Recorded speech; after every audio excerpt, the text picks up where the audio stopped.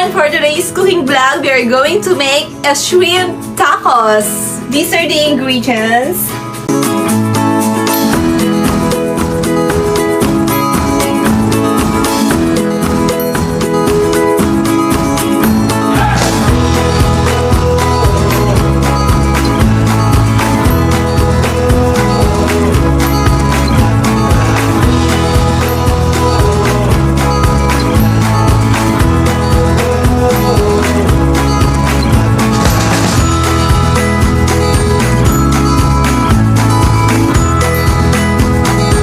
The additional toppings for tacos.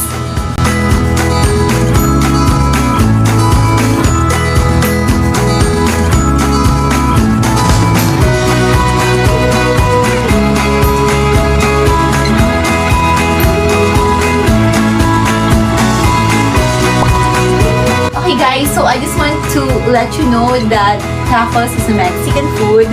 So first, we are going to make a pico de gallo.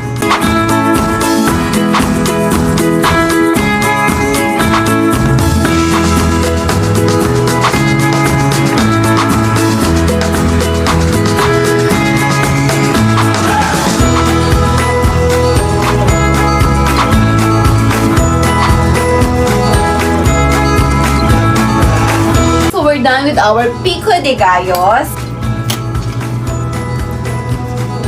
I'll teach you a technique to make a guacamole. Make first a pico de gallo, then you mash the avocado, then just mix it up, then you can create a guacamole.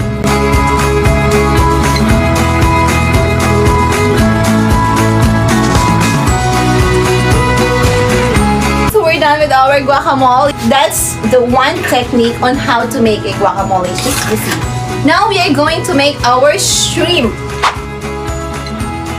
We're going to grill it.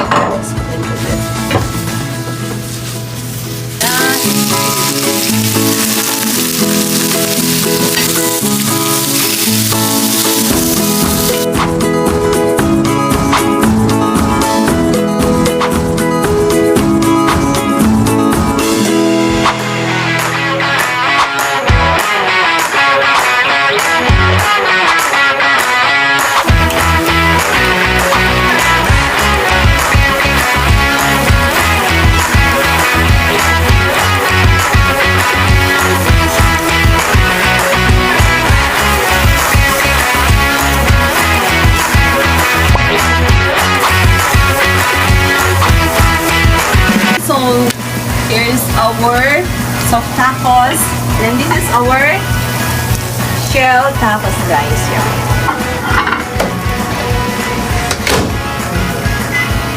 Okay guys, so we're done with our shrimp tacos. So now we are going to grate it.